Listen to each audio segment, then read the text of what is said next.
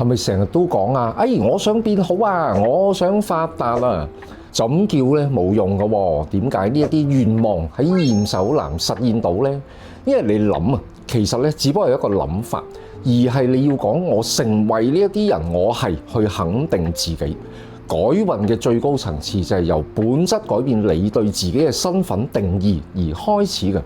想同你分享3個重點啦，今日不妨可以嘗試下嘅。第一樣，腦海咧要預演成功嘅一個邏輯，想像下喎，如果你已經係嗰個成功嘅人，你會點樣去諗嘢啊？你嘅身體語言動作係點樣㗎？你會講啲乜嘢啊？你點樣去處理呢一啲事情啊？包括可能係一啲壓力或者一啲問題。當你嗰個思維咧同你嗰個目標同步嘅時候咧，你現實世界啊，你嗰個磁場不知不覺咧，亦都會自己會調整。第二樣咧就唔好太在意人哋對你嘅一個評價。理性嘅人咧都知道㗎啦，外界咧好多都係一啲嘅噪音，其實咧同事情嘅本質毫無關係。我哋身邊總有呢啲朋友、屋企人嘅，不停去盲目批評自己，打擊自己自信心。一定要保持你自己嘅專注，就係最強大嘅一個改運術啦。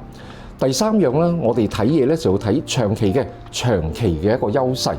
咁亦都唔係話好狹窄嘅，我哋淨係睇一時間啦，某一件事嘅成敗而去決定我哋嘅人生，而係咧一定要睇好長遠嘅一個趨勢。當你嗰個邏輯諗法咧全部都係啱嘅時候咧，時間就會係你最好嘅朋友㗎啦。假以時日咧，你慢慢就會進步。所以咧，改變你嗰個運氣咧，絕對唔係一朝一夕間建立到嘅，而係日積月累嘅一個結果而形成嘅。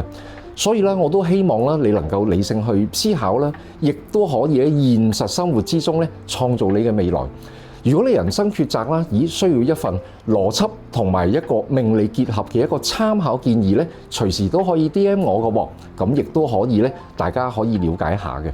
咁最後啦，都可以關注我呢一條影片啦，幫助你學習更多改思改運嘅實用方法。